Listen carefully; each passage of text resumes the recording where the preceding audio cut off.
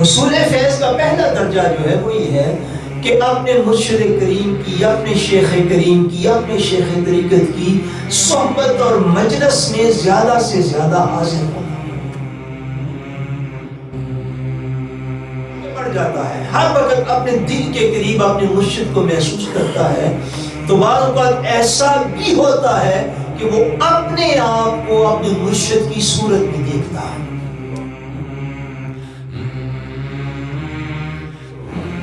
اور جب بندہ کرتا ہے تو اللہ تبارک و تعالیٰ کے فضل سے چند دنوں میں وہ محسوس کرتا ہے کہ ذکر اور ظاہری دل جو ہے وہ انشاءاللہ ایک جیسے ہو جائے.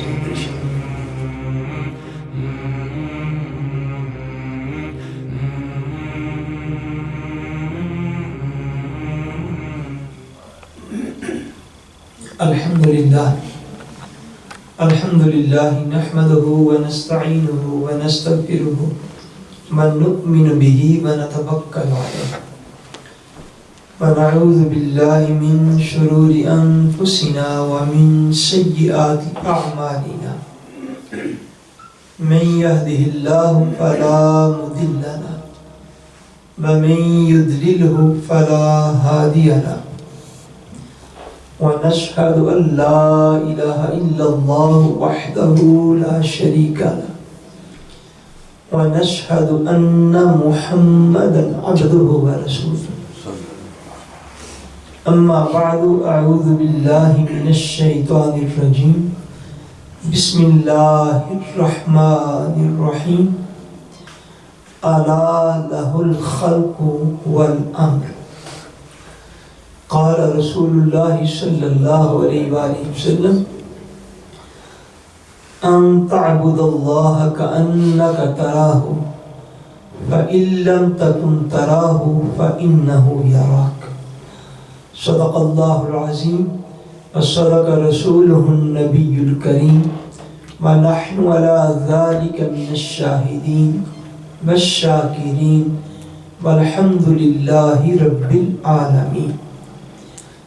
ان اللہ وملائکتہ یصلون علی النبی یا ایہا الذین آمنوا صلوا علیہ وسلموا تسلیما. اللہم صلی علی سیدنا و مولانا محمد وعلی آلہ وصحبہ وبارک وسلم. درود پاک پڑھیے بلند آواز سے پڑھیے. اللہم صلی علی سیدنا و مولانا محمد وعلی آلہ وصحبہ وبارک وسلم. الصلاۃ والسلام علیک یا سیدی یا رسول اللہ وعلی آلک واصحابک یا حبیب اللہ. اللہ تبارک و تعالی وحدہ لا شریک کا بے پایہ فضل و کرم اور احسان و انعام ہے کہ جس نے باعث تخلیق کائنات رحمت للعالمین شافع روز جزا خاتم النبیین حضور سیدنا محمد مصطفیٰ صلی اللہ علیہ وآلہ وسلم کے مبارک وسیلہ سے ہم سب کو دولت ایمان عطا فرمائی. اللہ تبارک و تعالی کما حقہ ہم اس دولت کی قدر کرنے کی توفیق عطا فرمائے. آمین. بحمد اللہ تعالی آج کم و بیش 3-4 ماہ کے بعد ماہانہ 11ویں شریف کی بابرکت اور روحانی محفل کا انعقاد ہوا. اللہ تبارک و تعالی اپنے کرم اور فضل کے ساتھ ہمیں ہمیشہ اپنے دین کی محافل میں شرکت کی توفیق عطا فرمائے. آمین. اور ہمیں ان باسعادت اور خوش قسمت لوگوں میں رکھے جو ہمیشہ اس کے دین کی نوکری اور خدمت کے اندر مصروف رہے.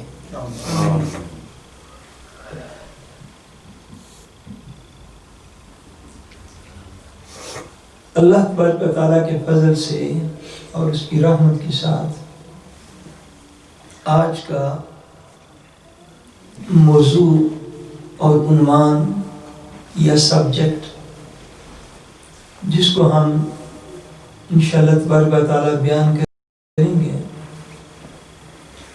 وہ ہے بیداری قلب کا وظیفہ، سبحان اللہ، سبحان اللہ۔ جس کو عام طور پر آپ نے سنا ہوگا ہمارے ہاں ایک عام لفظ استعمال کیا جاتا ہے، یعنی روحانی اعتبار سے قلب کا جاری ہونا۔ کیا آپ نے لفظ کو بھی سنا؟ قلب کا جاری ہونا۔ قلب کیسے جاری ہوتا ہے یا کن وظائف اور اوراد سے قلب جاری کیا جا سکتا ہے، آج جو ہے اس چیز کا انشاءاللہ تبارک و تعالیٰ بیان کیا جائے گا، اور چند ضروری کلمات اس کی بیس کو سمجھنے کے لیے عرض کر کے تو انشاءاللہ تعالیٰ آخر پہ اس وظیفے کا جو ہے وہ طریقہ کار جو ہے وہ بھی انشاءاللہ عرض کیا جائے گا۔ ضرورت اس عمل کی اس لیے ہے کہ ہمارے ہاں بحمد اللہ تعالیٰ کئی لوگ سلسلہ عالیہ میں شرف بیعت رکھتے ہیں، جن کو کئی سال ہو گئے مسلسل بحمد اللہ تعالیٰ جو اذکار انہیں بتائے گئے انہوں نے اس کی پابندی کی۔ تو میں سمجھتا ہوں کہ ان کے سبق کو تھوڑا آگے بھیترے چلنے کی ضرورت ہے، اور یہ بھی میں سمجھتا ہوں اس بات کو کہ ہر شخص کی ضرورت بھی یہ وظیفہ ابھی نہیں ہے، مگر چونکہ کچھ لوگ جو ہیں وہ بحمد اللہ تعالیٰ اس کو فلفل کر سکتے ہیں، یہ میرا ان کے متعلق حسن ظن ہے، غالب گمان ہے یہ میرا۔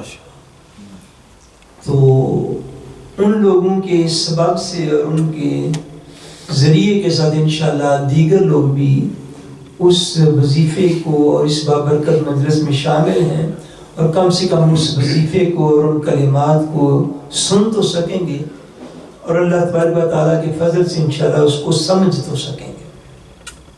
جن کو اجازت ہوگی ان کو اجازت ہوگی، اس کی تفصیل جو ہے وہ میں آگے انشاءاللہ عرض کرتا ہوں۔ پہلے تو اس بات کو سمجھ لیجئے، یہ عین ممکن ہے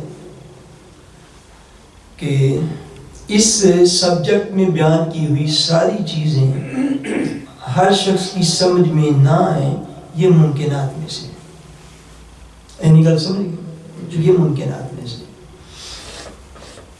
اگر آپ اس کو ایسے ہی لیجئے جیسے اگر کسی اور سبجیکٹ پر مثلا اگر ہمارے سامنے یہاں پہ کسی وکیل کو کھڑا کر دیا جائے اور اس کو یہ کہا جائے کہ تم ناروے کا جو لا ہے اس حوالے سے اپنا لیکچر دو، اور اس کی ڈیپتھ میں اترے اور خاص اصطلاحات جو قانون کی ہوتی ہیں ان کو ہمارے سامنے بیان کرے، تو یہ عین ممکن ہے کہ ہم میں سے بہت سارے لوگ ان اصطلاحات کو سرے سے سمجھ ہی نہ سکیں۔ ایسے ہوتا ہے کہ نہیں ہوتا؟ بولیے۔ اگر کسی ڈاکٹر کو کھڑا کر دیا جائے اور اس کو کہا جائے کہ وہ اپنے شعبے کے حوالے سے اس کی گہرائی میں اتر کر اور اس کی ڈیپتھ میں اتر کر ہمیں لیکچر دے، تو جب وہ اصطلاحات پہ آئے گا، اس کی وضاحت پہ آئے گا، اس کی گہرائی میں اترے گا، تو ہم میں سے یقیناً بہت سارے لوگ ان باتوں کو سمجھ نہیں سکیں گے۔ اسی طرح ہر فیلڈ کی باتیں ہوتی ہیں، لیکن کم از کم ہم اٹھتے ہوئے یہ ضرور کہیں گے چل یار جو کچھ چیزیں سمجھ نہیں آئی تے آخر وہ وکیل گل تے قانون دے مطابق ہی کرتا ہونا ہے نا پیا، آپ نے اتنا تو آپ کہیں گے نا بھئی آخر وہ ڈاکٹر ہے تو چل ٹھیک ہے یار سانوں نہیں سمجھ یہ پڑھا لکھا بندہ ہے، نہیں سانوں نہ ساری چیزوں کا پتا، پر کم از کم وہ ڈاکٹر ایک گل تے وہ ٹھیک ہی کرتا ہوں، اتنا ہمارا گمان ہوتا ہے کہ نہیں؟ بولیے، اتنا تو ہم کہتے ہیں۔ تو یہ گنجائش جو ہے بعض اوقات اگر دین کا کوئی سبق تھوڑا مشکل بعض اوقات لگے اور سمجھ میں نہ آئے تو یہ گنجائش جو ہے یہ اس صورت میں بھی رکھنی چاہیے اور دینی چاہیے. اب بات کو سمجھ گئے؟ تو اس لیے اہم ممکن ہے کیونکہ اس طرح کے عام طور پر لیکچرز جو ہیں وہ ہوتے نہیں ہیں اور دیے بھی نہیں جاتے. تو جو کہ میری اور آپ کی سماعتوں سے یہ چیزیں کم گزرتی ہیں تو اس کے بعد کوئی چیز مشکل لگتی ہے. مگر مشکل ہونے کا یہ مفہوم نہیں کہ اس چیز کا وجود کوئی نہیں. آپ بات سمجھ گئے؟ اسی یہ خاص سبجیکٹ اور اب ان سبجیکٹس پہ جو ہیں وہ عام طور پہ جو کہ گفتگو کرے کون میں سننے والا دل ہی دستیاب نہیں. یہ حقیقت بات ہے. سننے والے دل ہی اب دستیاب کوئی نہیں تو گفتگو کون کرے گا. ہم تو گناہ گار اپنی ڈیوٹی دنیا میں دیے جاتے ہیں. انشاءاللہ تبارک و تعالیٰ جو فیض یاب ہوں گے کبھی یاد کریں گے کہ اللہ تبارک و تعالیٰ نے ان کے اوپر کتنا فضل فرمایا. سب سے پہلے اس بات کو سمجھ لیجیے کہ سلسلہ عالیہ نقشبندیہ جو ہے اس میں حصول فیض کے کچھ طریقے ہیں. حصول فیض کے کچھ طریقے ہیں. ان کی ایک ترتیب ہے, ان کے ایک ریکیفل ہے. جیسے جب آپ نماز پڑھتے ہیں تو نماز کو آپ التحیات سے نہیں شروع کر سکتے. ایسی بات ہے جی. نماز کو آپ تکبیر تحریمہ سے شروع کریں گے, ایسے ہی ہے نا. بلکہ اس سے پہلے آپ وضو سے شروع کریں گے, نماز کی تیاری, وضو کریں گے, پھر تکبیر تحریمہ سے شروع کریں گے. یعنی ہر چیز کی دین میں ایک ترتیب پائی جاتی ہے. اس ترتیب کے ساتھ وہ کام کیا جائے تو پھر اس سے نتیجہ اور رزلٹ جو ہے وہ اخذ ہوتا ہے.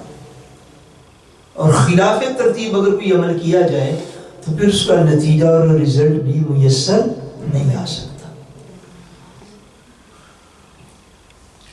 طریقے نقش بندیہ جو ہے اس میں حصول فیض کا جو سب سے پہلا ذریعہ اور طریقہ ہے,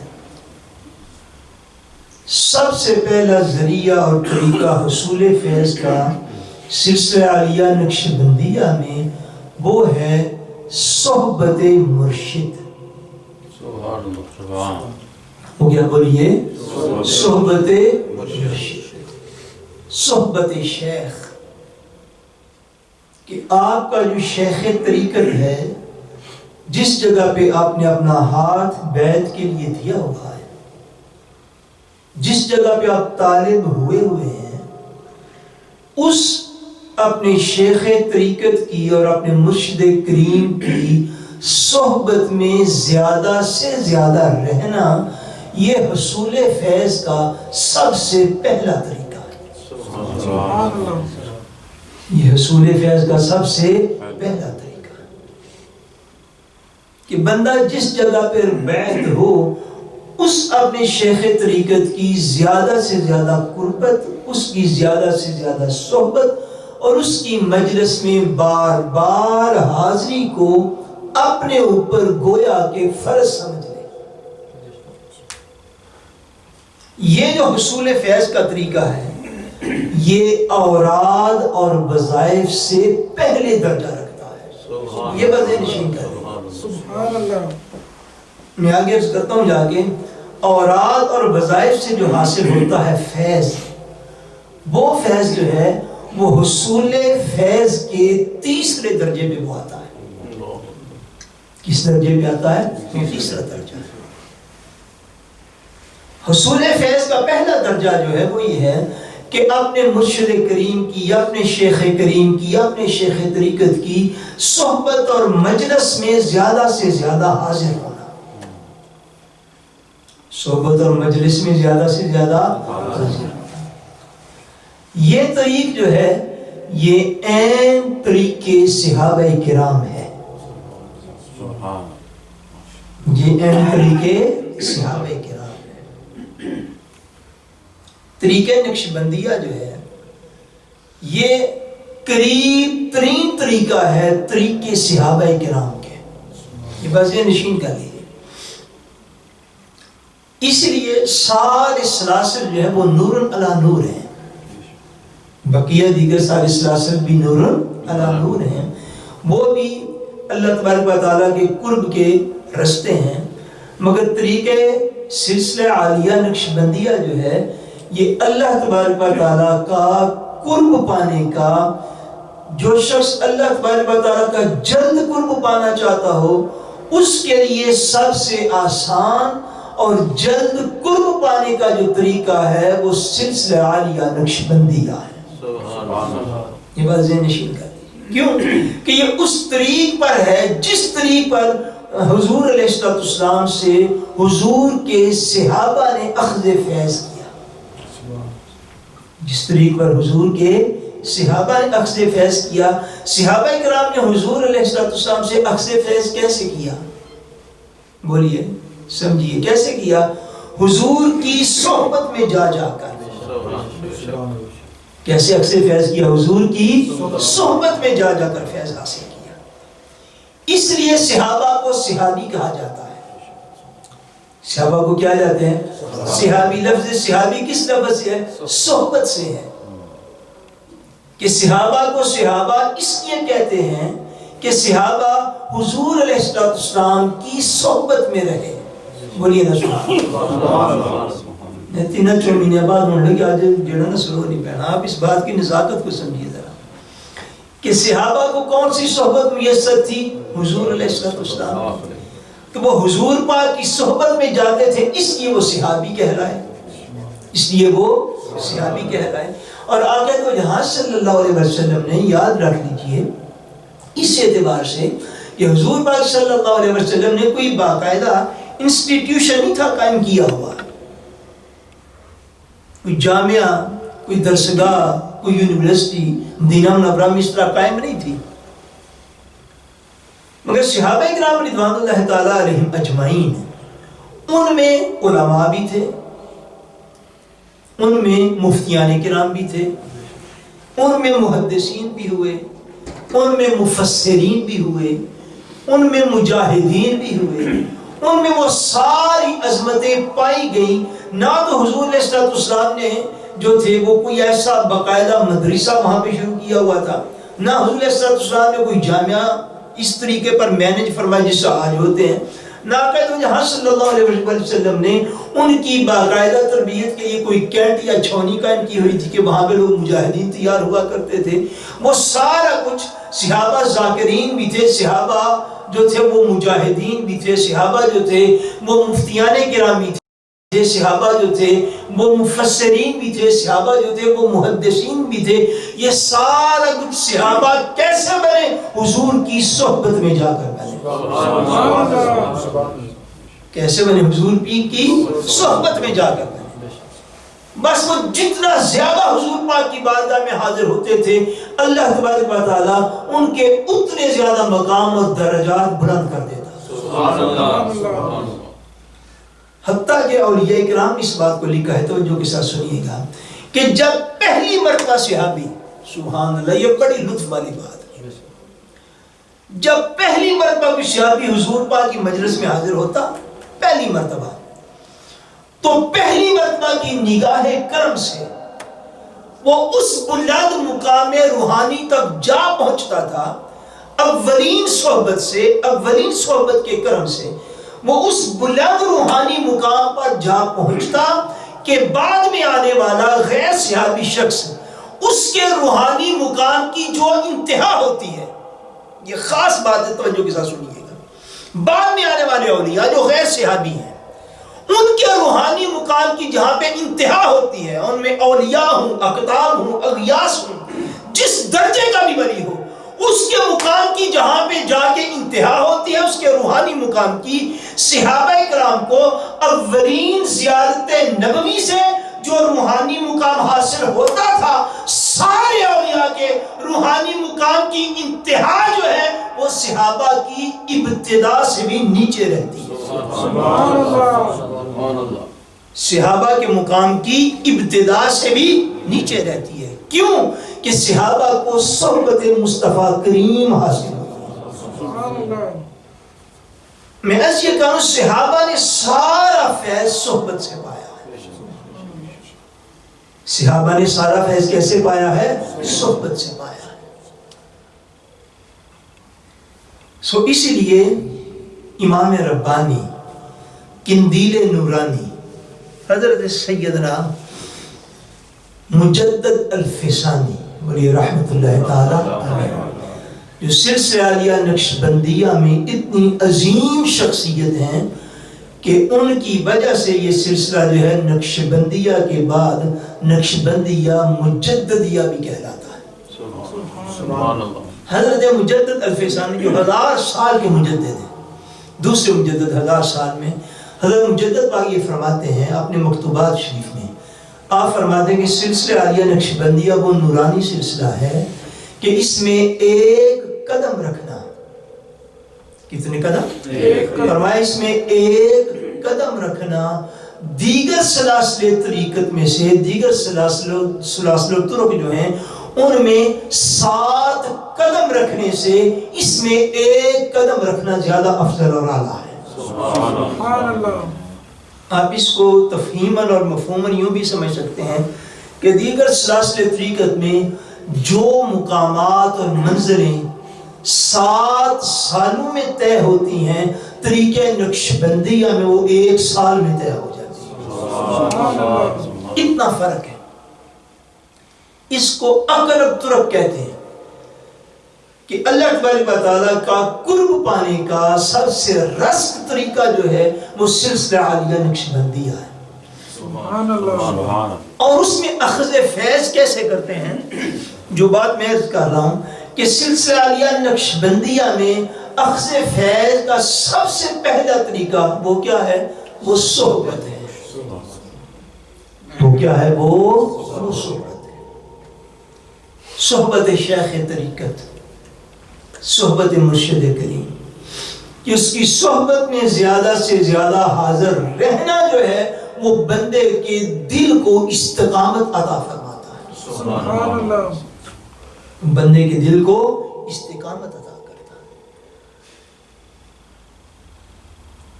یہ ایک بنیادی فرق ہے. اب اس بات کو سمجھے جو میں عرض کرنے لگا. بلکہ دوسرا صحبت کے بعد پھر یہ بات عرض کرو، دوسرا جو مؤثر ترین طریقہ ہے سلسلہ عالیہ نقشبندیہ میں اللہ تبارک و تعالیٰ کا قرب پانے کا، صحبت شیخ کے بعد دوسرا طریقہ ہے ربط. وہ کیا طریقہ ہے؟ ربط. ربط کا مفہوم کیا ہے؟ ربط کا مفہوم یہ ہے کہ جس وقت بندہ اپنے شیخ طریقت کی مجلس میں حاضر نہ ہو، اس وقت اس کا تصور اور اس کا خیال اپنے دل میں رکھنا. سبحان اللہ. جب ظاہری طور پر اس کی مجلس میں حاضر اور موجود نہیں ہے بندہ، تو اس وقت اپنے دل میں اپنے مرشد کا خیال اور تصور رکھنا، اس کو ربط کہتے ہیں. سبحان اللہ. اسے کیا کہتے ہیں؟ ربط کہتے ہیں. اور وہ خیال جو ہے بندے کے اوپر اتنا ہیوی اور طاری ہو جاتا ہے بعض اوقات، جو بندہ، میں اس کو کیسے پرکرا کروں، جب بندہ اس خیال میں زیادہ آگے بڑھ جاتا ہے، ہر وقت اپنے دل کے قریب اپنے مرشد کو محسوس کرتا ہے، تو بعض اوقات ایسا بھی ہوتا ہے کہ وہ اپنے آپ کو اپنے مرشد کی صورت میں دیکھتا ہے. اس کو فنافی شیخ کہتے ہیں. یہ حصول فیض کا دوسرا درجہ ہے سلسلہ عالیہ نقشبندیہ. پہلا صحبت، دوسرا ربط، اور تیسرا درجہ جس سے اخذ فیض کیا جاتا ہے، تیسرے درجے میں آ کر اوراد اور وظائف آتے ہیں. تیسرے درجے میں آ کے اوراد اور وظائف آتے ہیں. وہ جو مرشد تلقین فرمائے پھر ان وظائف کے اوپر عمل کرنا لازم ہے. اب ایک ہمارے ہاں ایک عام طور پہ مسئلہ ہے، وہ مسئلہ یہ ہے کہ جی اگر آپ نے خالی مریدین کو یہ وظیفہ بتلا دیا، خالی طالبین کو یہ وظیفہ بتلا دیا، تو دیگر لوگ یہ کیوں نہیں کر سکتے؟ اس کا یہ جواب ہے. یاد رکھیے گا اس بات کو، ہر شخص ہر وظیفہ کرنے کا اہل نہیں ہوتا. بے شک. ہر شخص ہر وظیفہ کرنے کا اہل نہیں ہے. اور اخذ فیض کا جو طریقہ ہے، فیض لینے کا جو طریقہ ہے، فیض حاصل کرنے کا جو طریقہ مقرر فرما دیا گیا ہے، اس مقرر کردہ طریقے کے اندر اس بات کو سمجھیے، اس مقرر کردہ طریقے میں پہلا طریقہ تو ہے صحبت. پہلا طریقہ کیا ہے؟ صحبت. دوسرا طریقہ کیا ہے؟ ربط. دوسرے درجے میں کیا ہے؟ ربط. اب پہلا طریقہ بھی آپ جو ہے اس کو فالو نہیں کرتے، یعنی کہ آپ کسی بھی جگہ پر بیعت نہیں ہوتے. جب پہلے طریقے کو اخذ فیض کا جو پہلا طریقہ ہے، آپ اس بات کو فالو کریں، جو اخذ فیض کا پہلا طریقہ ہے آپ اس کو ہی سرے سے فالو نہیں کرتے تو دوسرے طریقے کی طرف جانا ممکن نہیں ہے. اور اگر آپ پہلے اور دوسرے طریقے کو فالو نہیں کریں گے تو خالی تیسرے طریقے کو فالو کرنے سے بندے کو وہ انوار و تجلیات نصیب ہو نہیں سکتے، اس لیے کہ طریقے صحابہ جو ہے وہ صحبت ہے. طریقے صحابہ کیا ہے؟ وہ صحبت ہے. جب آپ اپنا دل ہی کسی کو نہیں دیتے، یہ بات توجہ کے ساتھ سمجھیے، جب آپ اپنا کسی کو رہنما ہی تسلیم نہیں کرتے، جب آپ کسی کے ہاتھ میں اپنا ہاتھ دے کے اس کو اپنا مرشد مان ہی نہیں لیتے تو اس کے بعد حصول فیض ممکن نہیں رہ جاتا، فیض کا امکان ختم ہو جاتا ہے. اس لیے کہ جب آپ نے کسی کو اپنا دل دیا ہی نہیں، کسی کو اپنا راہبر مانا ہی نہیں، کسی کو اپنا مرشد اور شیخ تسلیم ہی نہیں کیا تو آپ براہ راست مانا چاہتے ہیں تیسرے طریقے کے اوپر. اوپر دیر فشتوت. آپ سمجھ رہے ہیں؟ یعنی آپ خالی وظائف کرنے والے لوگ وہ آنا چاہتے ہیں براہ راست تیسرے درجے کے اوپر، اور تیسرے درجے میں پہلے دو درجے چھوڑ دیتے ہیں. جب پہلے 2 درجے چھوڑ دیے تو آپ اولیاء کی کتابوں کو پڑھیے، وہ فرماتے ہیں اوراد اور وظائف جو ہیں یہ معاون چیزیں ہیں. معاون اصل چیز یا صحبت شیخ ہے یا ربط شیخ ہے. سبحان اللہ. اگر آپ خالی تیسرے درجے پہ آ کے ٹکنا چاہتے ہیں، رکنا چاہتے ہیں، پھر کما حق وہ انوار و تجلیات یا وہ رشتے عطا ہوتے نہیں. اب جو بتلانے والا ہے، جو وظائف دینے والا ہے، اس کی بھی ایک اپنی گرنٹ سے ہے. اگلی بات، سبحان اللہ، اس کی بھی ایک اپنی، اس کی اپنی ایک حد ہے، اس کی اپنی گرنٹ سے ہے. اب جن لوگوں نے اس کے ساتھ تعلق و محبت قائم ہی نہیں کیا، ان کو اوراد بتائے گا کیسے؟ کیونکہ پہلی شرط پوری نہیں ہوگی. جی. دوسری شرط بھی پوری نہیں ہوگی تو اس کا بتلایا ہوا وظیفہ اس کے من پر، اس کے باطن پہ اثر کیسے کرے گا؟ تیسری چیز ہے اوراد و وظائف. حصول فیض کا تیسرا طریقہ کیا ہے؟ اوراد و وظائف. اوراد و وظائف جو ہے ان میں جو بھی تلقین، یہ تلقین بڑی لازمی ہے. یہ لفظ یاد رکھیے اور بولیے، کون سی چیز؟ تلقین کرنا، نصیحت کرنا، یہ تلقین لازمی چیز ہے. آپ کہتے ہیں کہ میں نے گوگل سے یہ وظیفہ پڑھ لیا ہے، آج لوگ کہتے ہیں کہ نہیں کہتے؟ میں نے فلاں ٹیلی ویژن چینل سے یہ وظیفہ سن لیا ہے. آپ کیجئے، اللہ کی برکتیں عطا فرمائے. لیکن بات پھر وہی اصل پہ آئے گی، اوریجن پہ آئے گی. صحابہ کرام کو جو اوراد و وظائف دستیاب ہوئے وہ بصورت تلقین ملے. یہ خاص بات ہے، کبھی آپ سمجھے غور کے ساتھ. میں کیا کہہ رہا ہوں؟ صحابہ کرام کے دور میں گوگل تھا؟ بولیے. ٹیلی ویژن اسٹیشن تھے، ریڈیو چینل تھے، سوشل میڈیا تھا. تو صحابہ کرام کو وظائف کیسے ملے؟ بصورت تلقین، کہ آقا دو جہاں انہیں وظائف کی تلقین فرماتے، انہیں وظائف کی تلقین فرماتے. سو وظیفہ جو بھی ہو اس کا کسی سے سن لینا، جو سنانے کی، بتلانے کی، نصیحت کرنے کی حیثیت رکھتا ہو، اس کا وظیفے کا یہ ہے اجازت لینا. جس کو کہتا ہے کہ وظیفہ اجازت لے کے کرو. کیوں؟ کہ وہ کوئی بندہ آپ کو تلقین کرے اس وظیفے کی. یہ طریقے صحابہ ہے. یہ کیا ہے؟ طریقے صحابہ ہے کہ آپ بات پھر وہی آ جانی کہ آپ پہلے کسی بندے کو یہ اہمیت دیں کہ آپ اس کو پوچھیں جا کر، یہ نہ کہ میں آپ پہ ہی بڑا پڑے پہلے آپ اس کو یہ مانیں کہ یہ بتلا سکتا ہے، پھر اس کو پوچھیں، پھر وہ آپ کو تلقین کرے بھائی یہ وظیفہ کا لو، یہ وظیفہ کا لو. یہ تلقین چونکہ سنت ہے، یہ تلقین کرنا کیا ہے؟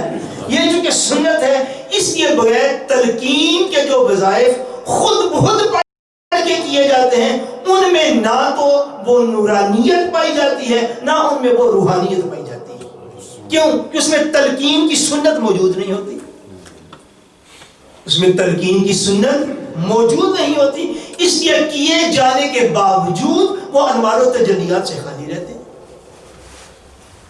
انوار و تجلیات سے خالی رہتے ہیں. اب وظائف کی ضرورت جو ہے وہ کیوں ہے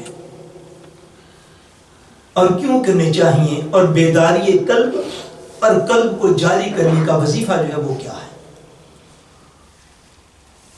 پہلے تو اس بات کو سمجھیے کہ وظائف کا کرنا کیوں ضروری ہے. یہ جو روحانیت کے لیے اور نورانیت کے لیے اور اللہ تبارک و تعالیٰ کا قرب پانے کے لیے جو وظائف کیے جاتے ہیں، ان کا کرنا کیوں ضروری ہے؟ ان کا کرنا اس لیے ضروری ہے کہ اللہ تبارک و تعالیٰ وحدہ لا شریک نے حضور مجدد پاک علیہ رحمتہ ارشاد فرماتے ہیں کہ اللہ تبارک و تعالیٰ نے انسان کو 10 چیزوں کا مرکب بنایا ہے. کتنی چیزوں کا؟ انسان کے اندر آپ فرماتے ہیں 10 چیزیں پائی جاتی ہیں جن سے یہ بنا ہوا ہے انسان. سب سے پہلی چیز فرماتے ہیں خاک ہے. خاک کیا چیز؟ خاک. خاک کو ہم کیا کہتے ہیں عام طور پہ؟ مٹی. دوسری چیز ہے آگ. دوسری چیز کیا ہے؟ آگ. تیسری چیز ہے پانی. تیسری چیز کیا ہے؟ پانی. چوتھی چیز ہے ہوا. چوتھی چیز کیا ہے؟ ہوا. اور پانچویں چیز ہے نفس. پانچویں چیز کیا ہے؟ نفس. چھٹی چیز ہے قلب. چھٹی چیز کیا ہے؟ قلب. ساتویں چیز ہے روح. ساتویں چیز کیا ہے؟ روح. آٹھویں چیز ہے سر. آٹھویں چیز کیا ہے؟ سر. نویں چیز ہے خفی. نویں چیز کیا ہے؟ اور 10ویں چیز ہے اخفا. 10ویں چیز کیا ہے؟ اخفا. ان کی تفصیل اور ڈیٹیل ہے وہ بھی میں آپ کو عرض کرتا ہوں. عام طور پر یہ 4 عناصر گنے جاتے ہیں جنہیں میں نے پہلے عرض کیا: مٹی، آگ، پانی اور ہوا. جب آپ کیمسٹری پڑھتے ہیں، کیمسٹری بطور مضمون سبجیکٹ، کیمیا ہم جسے اردو میں کہتے ہیں، جب آپ کیمسٹری پڑھتے ہیں تو اس میں تو آپ کئی کیمیائی فارمولے جو وہ موجود ہیں، اور سارے کیمیائی فارمولے یاد رکھیے گا انہی چاروں کی ڈیٹیل اور تفصیل ہے. مٹی، آگ، پانی اور ہوا کی انہی کی آگے ساری جو ہے وہ ڈیٹیل اور تفصیل ہے. مگر ہمارا مقصد اس وقت کیمسٹری کے اوپر گفتگو کرنا نہیں. جیسے آپ کو کیمسٹری میں کہتے ہیں پانی کا فارمولہ کیا ہے؟ H2O. کیا فارمولہ ہے؟ H2O. یعنی ہائیڈروجن کے 2 ایلیمنٹس اور آکسیجن کا 1 ایلیمنٹ، یہ H2O، یہ پانی ہے. انہی کے آگے ڈیٹیل اور تفصیل اور فخار کیمیا میں ہوتی ہے. مگر بیسیکلی طور پر یہ 4 عناصر ہیں، 4 ایلیمنٹس ہیں. ان 10 ایلیمنٹ سے انسان جو ہے وہ بنا ہوا ہے، جن کو میں نے عرض کیا. یعنی مٹی، آگ، پانی اور ہوا اور نفس انسانی. اس کے بعد قلب، اس کے بعد روح، سر، خفی اور اخفا. ان میں سے 5 جو ہے نا، 5 لطائف ہیں جو وہ والے لطائف ہیں جن کا تعلق انسان کی مادیت کے ساتھ ہے، عالم خلق کے ساتھ. اور 5 لطائف وہ ہیں جن کی نسبت جو ہے وہ عالم امر کے ساتھ ہے، جس کو اللہ تبارک و تعالی وحدہ لا شریک نے قرآن مجید میں فرمایا الا لہ الخلق والامر، فرمایا خبردار خلق اور امر دونوں اللہ کا ہے۔ خلق اور امر کیا ہے؟ دونوں اللہ کے لیے۔ الا لہ الخلق والامر، خلق الگ چیز ہے، امر الگ چیز ہے۔ اور انسان کے اندر 5 لطائف جو ہیں وہ عالم امر سے ہیں، اور 5 لطائف جو ہیں یہ عالم خلق سے ہیں۔ یہ 10 لطائف سے مل کر بنا، یہ 10 لطائف سے مل کر بنا۔ میں نے شروع میں عرض کیا، پھر عرض کر دوں، مشکل لگے تو آپ نے انڈرسٹینڈ کرنے کی کوشش ضرور، کوشش آپ کے ذمہ ہے، فضل اللہ کریم فرمانے والا ہے۔ اچھا 5 لطائف جو خلق کے ساتھ، آپ کو پہلے خلق اور امر کو سمجھیے، خلق کسے کہتے ہیں اور امر کسے کہتے ہیں؟ صوفیاء نے جو آیت کریمہ کی تفسیر فرمائی، امر وہ چیزیں ہیں، امر کون سے لفظ میں عرض کر رہا ہوں؟ امر۔ عالم امر وہ چیزیں ہیں جو براہ راست اللہ تبارک و تعالیٰ نے مجرد، براہ راست جو چیزیں اللہ تبارک و تعالیٰ کے امر کن سے پیدا ہوئیں وہ عالم امر میں ہے۔ اللہ تبارک و تعالیٰ نے ہر چیز کو اشارہ فرمایا، کن تو ہو جا، اور اس چیز کو کیا ہوا؟ فیکون، پس وہ چیز ہوگی۔ جو چیزیں اللہ تبارک و تعالیٰ نے براہ راست اپنے امر کن کے ساتھ پیدا فرمائی وہ عالم امر ہے، اور جن کو براہ راست نہیں، ڈائریکٹلی نہیں، انڈائریکٹلی، جن کو اللہ تبارک و تعالیٰ نے اپنے امر کن سے پیدا فرمایا مگر وہ انڈائریکٹلی پیدا ہوئیں، یعنی وہ مادے کے ذریعے سے پیدا ہوئیں، اس کو عالم خلق کہتے ہیں۔ اسے کیا کہتے ہیں؟ عالم۔ مثلا زمین جو ہے یہ مادہ سے پیدا کی گئی، یہ عالم خلق ہے۔ زمین کیا ہے؟ عالم خلق۔ چاند کیا ہے؟ عالم، بولیے نا، سورج کیا ہے؟ عالم، یہ سمندر، یہ پہاڑ، یہ دریا، یہ انسان، یہ سارے کیا ہے؟ عالم خلق سے۔ عالم امر وہ ہے جو یوں سمجھ لیجئے جو عرش سے اوپر ہے، وہ عالم امر ہے، وہ براہ راست امر کن سے پیدا کیا گیا۔ یہ انڈائریکٹلی طور پر، وہ ڈائریکٹلی طور پر، یہ انڈائریکٹلی طور پر، یہ انڈائریکٹلی امر کن سے پیدا ہوا، اس کو خلق کہتے ہیں۔ اور جو چیز براہ راست امر کن سے پیدا ہوئی اس کو امر کہتے ہیں۔ اسے کیا کہتے ہیں؟ امر کہتے ہیں۔ اب یہ سارا عالم جو ہے اس کو ایک لفظ صوفیاء اولیاء دیتے ہیں، وہ ہے عالم کبیر۔ یہ زمین، یہ آسمان، یہ عرش و کرسی، اس سارے جہان کو کیا کہتے ہیں؟ عالم، بولیے کیا کہتے ہیں؟ عالم کبیر۔ ایک ہوتا ہے عالم، لام کے نیچے کسر اور زیر کے ساتھ، اس کا مطلب ہوتا ہے علم والا۔ ایک ہوتا ہے عالم، لام کے اوپر فتحہ اور زبر کے ساتھ، اس سے مراد ہے کائنات، جہان۔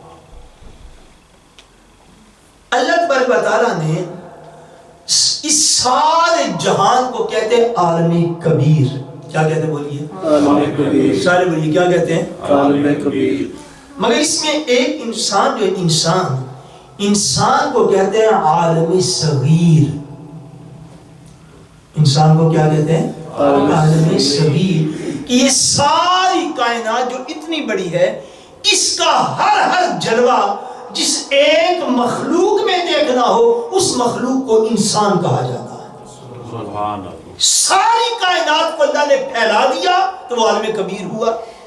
جب اللہ نے ساری کائنات کا ایک ایک جلوہ اور ایک ایک عکس جس مخلوق کے اندر رکھا، اس مخلوق کو انسان کہتے ہیں۔ اسی لیے یہ اشرف المخلوقات ہوتا ہے۔ سبحان اللہ۔ کہ یہ سارے عالم کو آپ نے مختصر دیکھ رہا ہو نا، ساری کائنات کو، تو آپ انسان کو دیکھ لیجیے۔ یہ ساری کائناتوں کا خلاصہ جو ہے وہ اللہ تبارک و تعالیٰ نے انسان کو پیدا فرمایا۔ اس انسان کے اندر عالم خلق کی چیزیں بھی ہیں اور اس انسان کے اندر عالم امر کی چیزیں بھی ہیں. بولیے سبحان اللہ. سبحان اللہ. تھوڑی شان بھی ہوئی تو پتہ نہیں لگا کہ میں سمجھ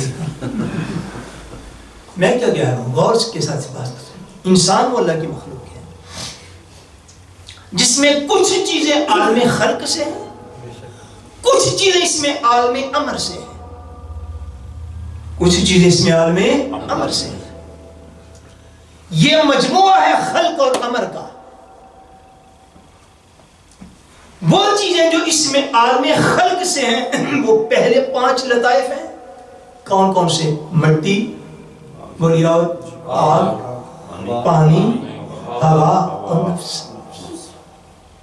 یہ 5 لطائف جو ہیں یہ عالم خلق سے ہیں.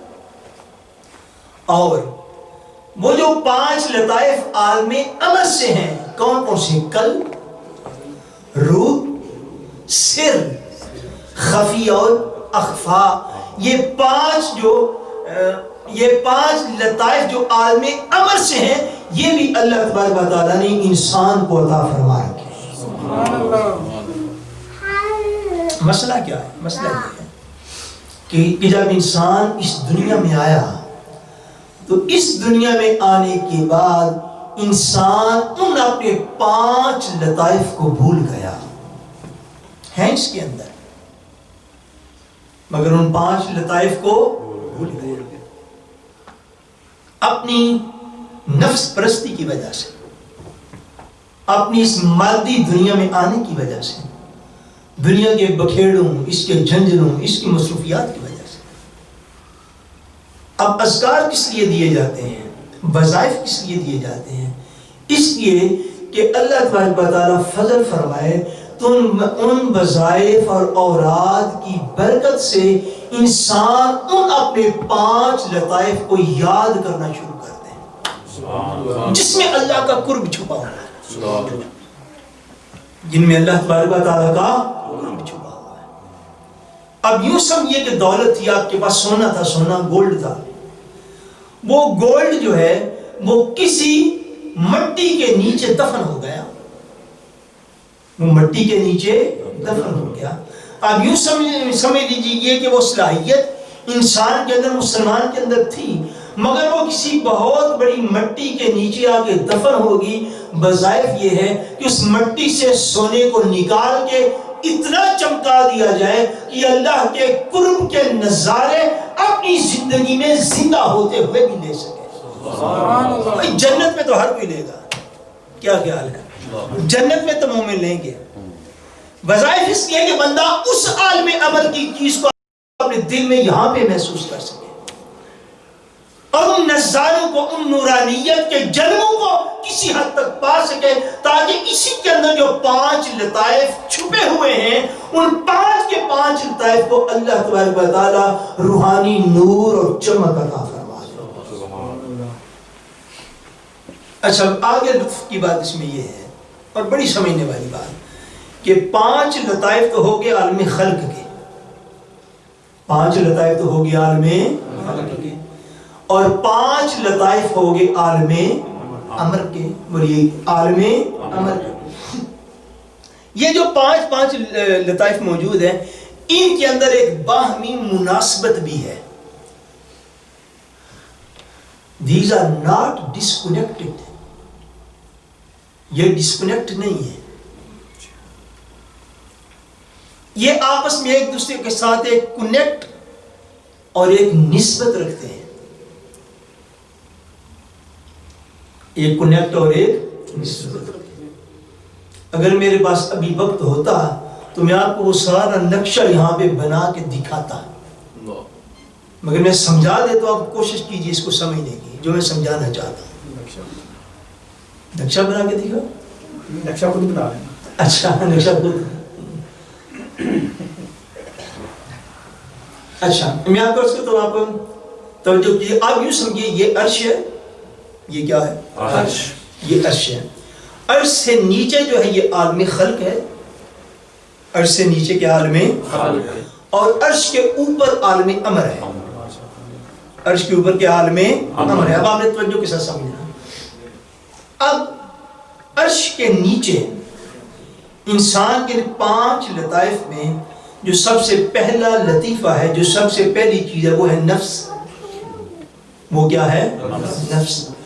اور عرش کے اوپر جو سب سے پہلا انسان کا, اب یہ اولیاء نے فرمایا, یہ جو 5 ہیں نا عالم خلق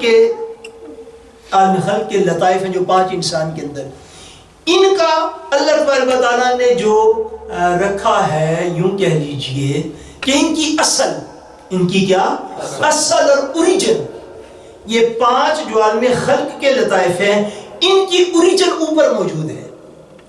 ان کی اوریجن کہاں موجود ہے؟ اوپر موجود ہے. اوپر کہاں پہ موجود ہے؟ اوپر, یہ جہاں پر بھی موجود ہے مگر عرش کے نیچے ہے, مگر عرش کے نیچے.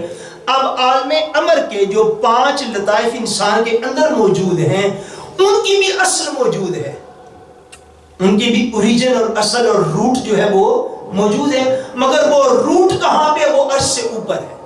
سبحان اللہ. وہ کہاں پہ ہے؟ یہ انسان بھیا کے وقت عرشی بھی ہے اور فرشی بھی ہے. عرشی بھی ہے اور فرشی بھی ہے. وہ جو 5 لطائف ہیں انسان کے عالم خلق والے, وہ یوں سمجھ لیجئے اگر یہاں پہ بالفرض یہ عرش ہے, اس کے نیچے جو سب سے پہلا لطیفہ جو عرش کے ساتھ ہوگا وہ ہے نفس. وہ کیا ہے؟ نفس. اور انسان کا عالم امر کے لطائف میں جو سب سے پہلا لطیفہ عرش کے اوپر آئے گا وہ ہے قلب. وہ کیا ہے؟ قلب. آپ کو حضرت سلطان آپ کا وہ شعر یاد ہے, آپ نے فرمایا اے دل رب سچے دا حجرہ. واہ اے دل رب سچے دا حجرہ. یہ اللہ کا عرش ہے, دل انسان کا. اچھا, عرش سے اوپر دل ہے, قلب ہے, نیچے نفس ہے. قلب اور نفس میں ایک مناسبت پائی جاتی ہے. قلب اور نفس میں کیا ہے؟ ایک ان کے اندر مناسبت پائی جاتی ہے. آگے قلب سے اوپر جو عرش الہی بیان میں امر کے لطائف ہیں, قلب سے اوپر ہے روح. قلب سے اوپر کیا ہے؟ روح. روح جو ہے یہ عالم خلق کے لطائف میں یہ اٹیچ ہے ہوا کے ساتھ. یہ کس کے ساتھ نسبت رکھتی ہے؟ یہ ہوا کے ساتھ رکھتی ہے.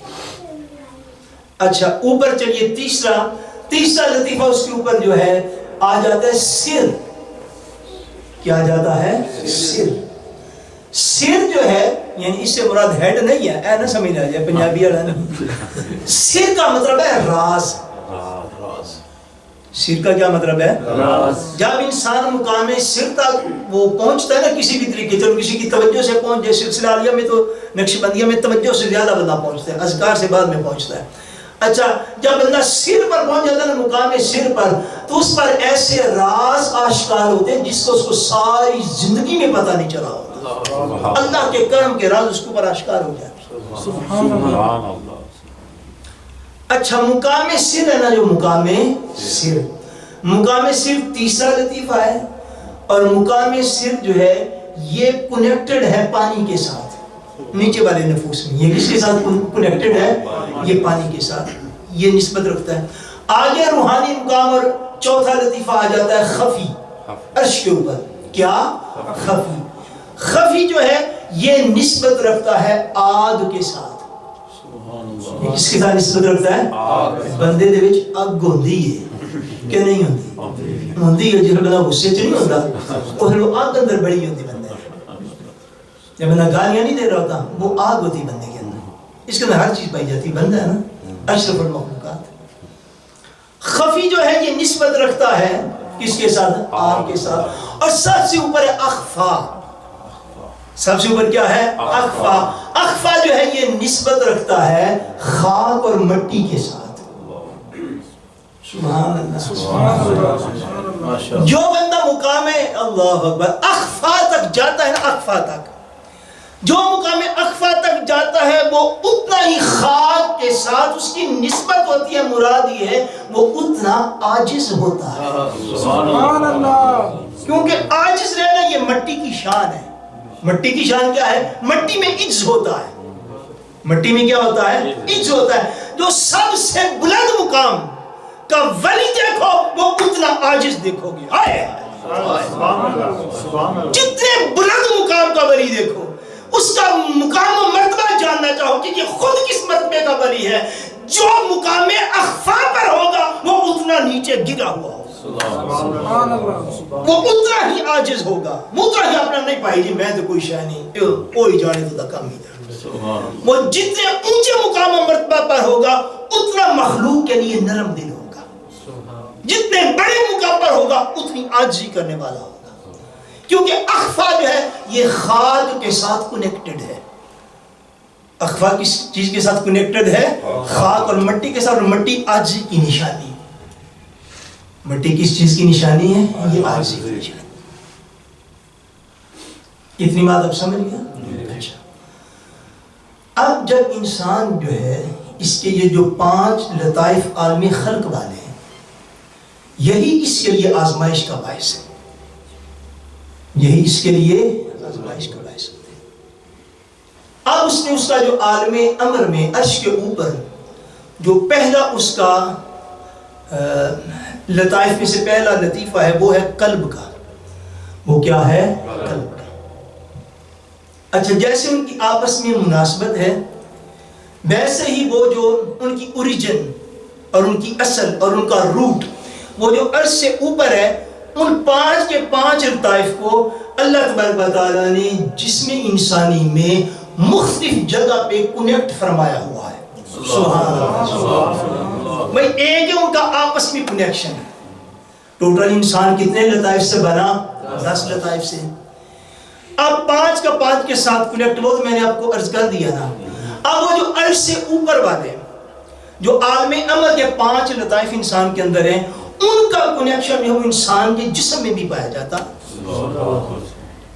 ان کا کنیکشن انسان کے جسم میں پایا جاتا ہے.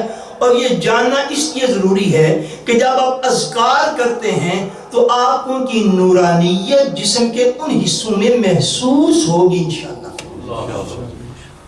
ان کے جسم ان حصوں میں محسوس ہوتی ہے. قلب جو ہے, قلب جو لطیفہ قلب ہے جس کی اوریجن عرش سے اوپر ہے, قلب جو ہے اس کا انسانی جسم اس کی نسبت اور کنیکٹ جو ہے وہ انسان کا جو بایاں پستان ہوتا ہے نا, بایاں پستان یہ جو سینے پہ اوپری ہوئی جگہ ہوتی ہے اس سے 2 انگلی نیچے یہ قلب کا کنیکٹ ہے. سبحان اللہ. یہ قلب کا کنیکٹ اس جگہ پہ ہوتا ہے روحانی طور پر. آگے آ گیا روح. آگے کون سا لطیفہ آ گیا؟ لطیفہ ہے روح. لطیفہ روح جو ہے اس کو جسم انسانی میں اللہ تبارک و تعالیٰ نے انسان کا یہ جو دایاں پستان ہوتا ہے اور دایاں جو ابری ہوئی یہ جگہ ہوتی ہے اس سے 2 انگلی نیچے یہ روح کے کنیکٹ کی جگہ ہے. لطیفہ روح کی. آگے آ گیا سر. کون سا لطیفہ آ گیا؟ لطیفہ ہے سر. روحانی طور پر جو سر ہے وہ کنیکٹ ہے انسان کے بائیں پستان سے 2 انگلی اوپر سینے کی طرف. اور جو خفی ہے خفی یہ کنیکٹ ہے انسان کے دائیں پستان سے 2 انگلی اوپر سینے کی طرف. اور اخفا جو ہے یہ سیر اور خفی کے درمیان سینے کے عین درمیان میں ہوتا ہے. سبحان اللہ.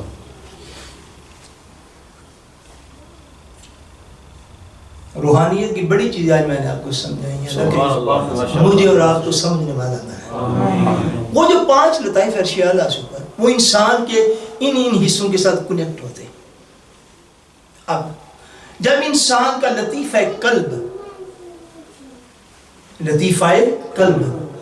جب وہ پالش ہوتا ہے, جب اس سے گناہ کی گرد ہٹتی ہے, جب اس میں انوار و تجلیات آنے لگتے ہیں تو اس وقت لطیفہ قلب جو ہے اس کی روحانیت آپ کو عین اس جگہ پہ محسوس ہوتی ہے جس جگہ پہ واقعتاً بندے کا دل موجود ہوتا ہے, جس کو ہم یٹے کہتے ہیں. قلب سے مراد یٹے نہیں ہے, گلزے نیچے رکھ لیں, یعنی قلب ایک لطیفہ قلب ہے.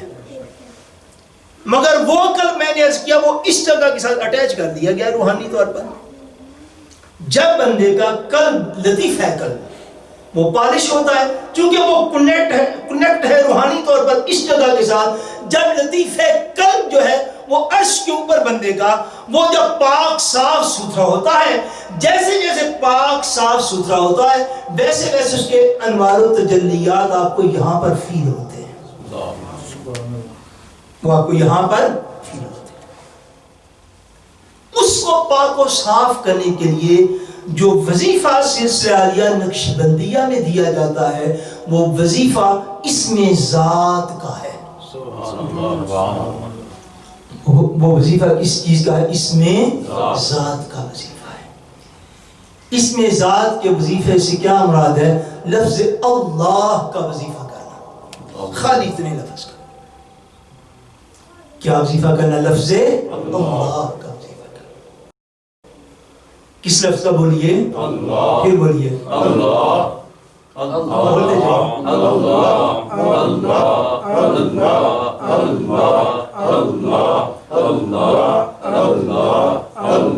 یہ جو آپ اسم ذات کا وظیفہ کرتے اور کرواتے ہیں یہ بیسکلی طور پر لطیفہ قلب کا یہ وظیفہ ہے. لفظ اللہ کا وظیفہ کرنا، اسم ذات کا، یہ سارے وظائف میں بابرکت ترین وظیفہ ہے جو اپنی روحانی حالت کو بلند کرنے کے لیے کیا جا سکتا. سبحان اللہ. اب قلب کو جاری کرنا یا بیداری قلب کے لیے اس وظیفے کو کرنا کیسے ہے یہ بات سمجھ لیجیے. کرنا اس کو اس طرح ہے کہ اس وظیفے کو کرنے کے لیے یہ لازمی ہے کہ بندہ قبلہ شریف کی طرف منہ کر کے بیٹھے، قبلہ شریف کی طرف منہ کر کے بیٹھے، اور اس کا بہترین وقت ہے، جو بہترین وقت وہ نماز تہجد سے لے کر نماز اشراق تک ہے. سبحان اللہ. نماز تہجد سے لے کر نماز اشراق تک. اشراق کی نماز سورج نکلنے کے 20-25 منٹ یا آدھا گھنٹہ بعد پڑھی جاتی ہے. نماز تہجد سے لے کر نماز اشراق کے درمیان جب بھی وقت ملے اس کا بہترین وقت وہ ہے.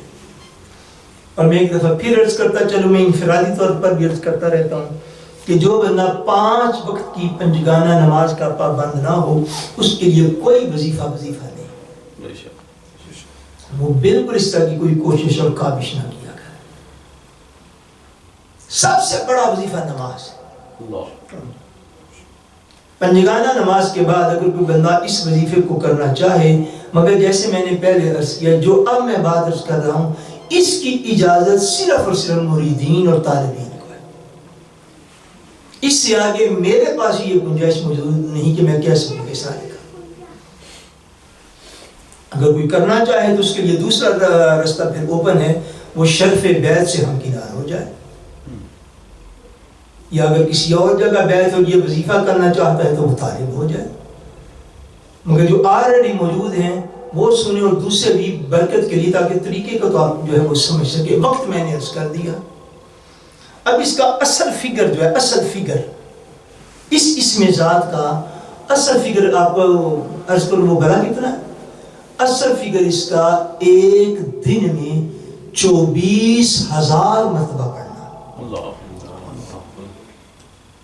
کتنی مرتبہ پڑھنا ہے؟ 24,000. اس کا اصل فگر ہے. اور اگلی بات بھی آپ کو عرض کروں، اگلی بات یہ ہے کہ جتنے سانس میں اور آپ لیتے ہیں 24 گھنٹوں میں، ان کی تعداد بھی کم و بیش 24,000 ہے. ان کی تعداد بھی کم و بیش. اس کا مطلب ہے نا ہمارے امت مسلمہ میں ایسے ایسے اولیاء گزرے ہیں کہ جن کا ایک ایک سانس اللہ کے ذکر میں گزرا ہے. اور یہ ممکنات میں سے ہے، ایسی انہونی باتیں بھی ہیں، یہ ممکنات میں سے. لیکن آپ کے لیے 24,000 نہیں ہے. دوسرا اس کا جو عدد بیان کیا گیا وہ ایک دن میں 12,000 مرتبہ ہے. ایک دن میں 12,000 مرتبہ ہے. آپ کے لیے یہ عدد بھی نہیں ہے. اس سے بھی مختصر کر لیتے ہیں نا جو آپ کر سکتے ہیں.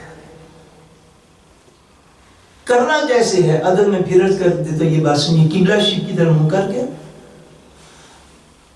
سب سے پہلے بسم اللہ شریف پڑھ کے ایک مرتبہ سورہ الحمد شریف پڑھنی ہے، اس کے بعد 3 مرتبہ سورہ اخلاص پڑھنی ہے، اس کے بعد 26 مرتبہ پڑھنا ہے استغفر اللہ۔ کیا لفظ پڑھنا ہے؟ استغفر اللہ۔ اور 27ویں مرتبہ جب پڑھنے لگے استغفر اللہ، پھر یہ پورا پڑھنا ہے استغفر اللہ العظیم الذی لا الہ الا هو الحی القیوم واتوب الیہ، یا استغفر اللہ ربی من کل ذنب واتوب الیہ۔ اتنی سمجھ میں آ گئی؟ اتنا پڑھ کے ایک دفعہ الحمد شریف، 3 دفعہ کل شریف، 26 مرتبہ لفظ استغفر اللہ، اور 27 مرتبہ پورا یوں ہی کہہ لیجیے استغفر اللہ ربی من کل ذنب واتوب الیہ۔ اتنا پڑھ کے تو ایصال ثواب پیش کرنا ہے سیدی و مرشدی و مولائی مقبول بارگاہ رسالت حضور پیر السید محمد باقر علی بخاری رحمۃ اللہ تعالیٰ علیہ، جو میرے مرشد گرامی ہیں، ان کی خدمت میں ایصال ثواب پیش کرنا ہے، اس کے بعد وظیفے کو شروع کرنا ہے۔ اتنی بات آپ سمجھ گئے سارے لوگ؟ کرنے والے اچھا، جب وظیفہ شروع کرنا ہے تو آپ نے اوپر ایک چادر ڈال لینی ہے۔ کیا کرنا ہے؟ آپ نے اوپر ایک چادر ڈال لینی، توجہ قبلہ شریف کی طرف منہ کر کے بیٹھ جانا ہے، اور لفظ اللہ کا وظیفہ زبان سے نہیں کرنا۔ یہ اگلی بات، زبان سے نہیں کرنا۔ وظیفہ کیسے ہوگا؟ خاموشی کے ساتھ ہوگا، زبان ہلانے کی اجازت نہیں، یہ سانس کے ذریعے کیا جاتا ہے، سبحان اللہ، بلکہ سانس کے ذریعے بھی نہیں ہے۔ اگلی بات سن لیجیے، سانس کو روک کے کرنا ہے، سانس بھی نہیں لینا۔ قبلہ شریف کی طرف منہ، اوپر چادر، ایصال ثواب حضور قبلہ عالم کی بارگاہ میں پیش کرنے کے بعد لفظ اللہ اس طرح لینا ہے کہ زبان بھی نہ ہلے، اور سانس جو ہے وہ رکا ہوا ہو۔ سانس کیسے ہو؟ وہ رکا ہوا ہو۔ ذرا سانس روکیے سارے اپنا، میں آپ کو آنکھوں کو بند کر لیجیے، سارے لوگ آنکھوں کو بند کرو، سانس کو روکیں۔ سانس کو روک کر دھیان اپنا اپنے دل کی طرف کرنا ہے، جہاں پہ دل ہے، اور اپنے دماغ سے زبان کو ہلائے بغیر اس میں ذات بولنا ہے اللہ اللہ اللہ اللہ اللہ، جتنی دیر سانس روک سکے۔ جب 10-15 مرتبہ کہہ پائیں گے، اس سے زیادہ ممکن نہیں ہوتا شروع میں، ایسی بات ہے۔ اچھا، یہ جب اللہ اللہ کہہ کے آنکھوں کو کھول لیجیے، آپ توجہ دل کی طرف کریں گے، آنکھوں کو بند رکھیں گے، سانس کو بھی بند رکھیں گے، اور جتنی دیر آپ کہہ سکیں اتنی دیر کہیں، پھر سانس لیں، پھر کیا کریں؟ پھر سانس لیں، پھر اچھا سانس لے کے دوبارہ پھر جو ہے اپنے سانس کو بند کر کے پھر توجہ قلب کی طرف کرنی ہے، دل کی طرف کرنی ہے، اور پھر اللہ اللہ اللہ، یہ دماغ سے پکارنا ہے۔ جب دھیان اپنے دل کی طرف کرنا ہے، اس وقت یہ ساتھ ارادہ اور نیت کرنی ہے کہ میرے دل میں میرے مرشد کریم کے دل کی طرف سے فیض جاری ہو رہا ہے۔ سبحان اللہ۔ یوں سمجھ لیجئے کہ طالب کا، مرید کا دل جو ہے وہ نیچے والا برتن ہے، اور مرشد کریم کا، شیخ طریقت کا دل جو ہے یہ اوپر والا برتن ہے۔ اب آپ کو سمجھ گئے؟ جیسے جب بارش ہوتی ہے نا، بارش تو پرنالے سے پانی بہتا ہے، بہتا کہ نہیں بہتا؟ وہ پرنالے سے جیسے پانی بہتا، آپ نے یہ سمجھنے کہ وہ پرنالہ جہاں سے مجھے فیض مل رہا ہے وہ میرے مرشد کریم کا دل ہے، اور آگے میرا دل جو ہے یہ بصورت برتن بیٹھا ہوا ہے، جہاں پہ فیض مجھے مل رہا ہے وہ میرے مرشد ہیں، وہ میرے مرشد ہیں۔ اور جو بھی بندہ وہ یہ وظیفہ کرے تو وہ قطعاً مجھ گناہگار کا خیال نہ کرے، وہ اس کے لیے بھی حضور قبلہ عالم کا خیال اپنے دل میں رکھے. بس یہ نشین کر لیجیے. جنہوں نے زیارت نہیں کی وہ بھی آپ کا تصور آپ کا کریں گے کہ ان کے قلب نورانی سے میرے دل میں فیض جو ہے وہ اللہ تبارک و تعالیٰ کے اسم کا آ رہا ہے. یہ بات نشین ہوگی. اس کا وظیفہ کرنا ہے اسم ذات کا، لفظ اللہ کا. اور اگلی بات میں آپ کو عرض کر دوں، جو لوگ وظیفہ کریں گے وہ بعد میں کنیکٹ بھی رہیں میسیجز کے ذریعے سے، مگر یہ ایک بات میں آپ کو عرض کر دوں، جس طرح میں نے عرض کی ہے، اگر آپ اس کا وظیفہ یہ قلب کو جاری کرنے کا وظیفہ اگر آپ کرتے ہیں تو میں اللہ تبارک و تعالیٰ کی بارگاہ سے یہ پر امید ہوں. میں آپ کو جو اس کا وقت عرض کرتا ہوں وہ صرف اتنا ہے کہ آپ ہر روز 15 سے 20 منٹ، اس سے زیادہ نہیں، 15 سے 20 منٹ صرف وقت تہجد سے لے کے اشراق تک کا ہے. بڑی میکسیمم کرے تو آدھا گھنٹہ، پر آدھے گھنٹے سے اوپر نہ کو بندہ جائے. یہ شروع میں ملی ہم بفا لیں گے. 15 سے 20 منٹ آپ اس وظیفے کو کیجئے تو انشاءاللہ اللہ تبارک و تعالیٰ کا کرم ہوا تو صرف پہلی 3 سے 5 تسبیحاں، 3 سے 5 تسبیحاں جب آپ اس طرح اسم ذات کی کریں گے تو آپ کو محسوس ہوگا کہ آپ کے اسم ذات کو پکارنے میں اور آپ کے دل کی دھڑکن بھی ایک جیسی ہو جائے گی. اب یقین کیجئے آپ کو لگے گا کہ آپ کا دل اللہ اللہ اللہ پکار رہا ہے. آپ کو خود اس چیز کا احساس ہوگا. یعنی ذکر اور قلب یہ دونوں ایک ہو جائیں گے. کم و بیش میں نہیں سمجھتا اگر آپ اس کو ٹھیک فالو کریں تو 1 ہفتے کی بات ہے صرف، اس سے زیادہ نہیں. انشاءاللہ 1 ہفتے کی بعد آپ کو اندازہ ہوگا کہ آپ کا قلب اور ذکر اکٹھے چلتے ہیں، اور قلب کے جاری ہونے کی کیفیات انشاءاللہ 1 ہفتہ 10 دن کے اندر اندر آپ محسوس کریں گے.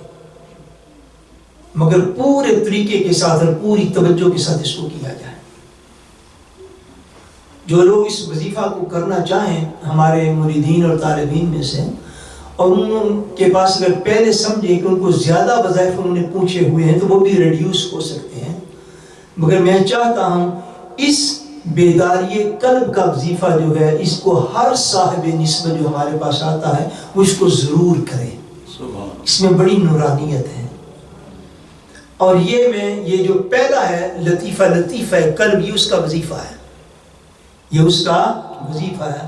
اور اس کا نور جو ہے، آخری چند کلمات ہیں، اس کا نور، اس بیداری قلب کا جو وظیفہ ہے اس کا نور زرد رنگ کا ہے. اس کا نور کس رنگ کا ہے؟ زرد اور یلو رنگ کا اس کا نور ہے. جو بندے اس سے اچھی طرح مناسبت اختیار کر لیں گے وہ زرد رنگ کی نورانیت کا جلوہ بھی دیکھ سکتے ہیں. یہ ممکنات میں سے، مگر یہ لازمی نہیں کہ ہر بندہ دیکھے. اس کے اندر نور جو موجود ہے وہ زرد رنگ کا ہے. ہر لطیفے کا اپنا اپنا نور ہے، یاد رکھ لیجیے. جو یعنی آپ قلب کا وظیفہ کرتے ہیں پھر روح کا کرتے ہیں، روح کا نور الگ رنگ کا ہے. جب وہاں عرض کروں گا تو وہاں پھر عرض کر دوں گا، مگر وظیفہ قلب جو ہے اس کا نور زرد رنگ کا ہے. اور یہ عین ممکن ہے جو بندہ اس وظیفے کو پابندی کے ساتھ کرے اس کو خواب میں زرد اور یلو رنگ کی چیزیں زیادہ نظر آئیں، مگر یہ لازمی نہیں ہے.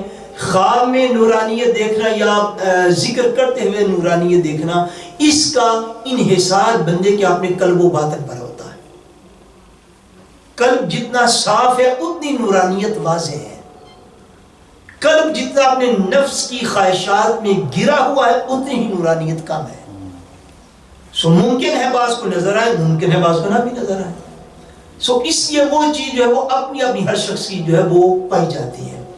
مگر اس کا نور، اور یعنی فرمایا یہ زرد رنگ کا ہے، یلو کلر کا اس کا نور ہے. اور یہ وظیفہ قلب یہ بالخصوص زیر قدم ہے ابو البشر ابو الانبیاء حضرت سیدنا آدم علیہ السلام سے.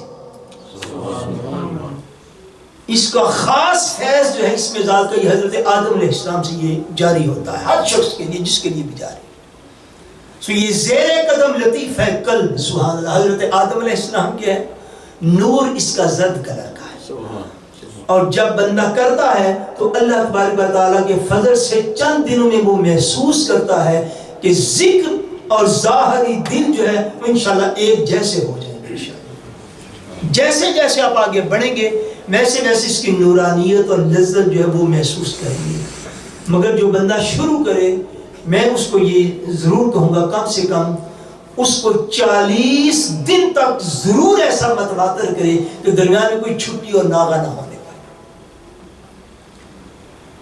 پھر اللہ نے فضل فرمایا تو ہم روکنے پہ ہوں گے اور آپ کرنے پہ ہوں گے. اس لیے کہ بس کرو یہ تسانے نہیں ہوں نہیں. یہ وظیفہ اجراء قلب جاری قلب اس طرح کا ہوتا ہے. اللہ تبارک و تعالیٰ اپنے فضل سے حضور پاک صلی اللہ علیہ وسلم کے کرم سے حضور مرشد کریم کی نگاہ عنایت سے اس سلسلہ عالیہ کے لوگوں کو اپنی برکات و خیرات عطا فرمائے. اور جتنے بھی اہل محبت آپ لوگ یہاں آتے ہیں اللہ تبارک و تعالیٰ اپنے کرم سے ہم سب کا خاتمہ بالایمان فرمائے. اور اس وظیفہ کی ہر شخص کو اجازت ہے جو سلسلہ عالیہ میں بطور طالب یا بطور مرید داخل ہے اللہ تبارک و تعالیٰ اپنے کرم کے ساتھ ہمیشہ اپنی رحمت کے ساتھ ہم سب کو زندہ و تابندہ رکھے. اپنے کرم اور فضل سے ہمیں دنیا سے لے جائے.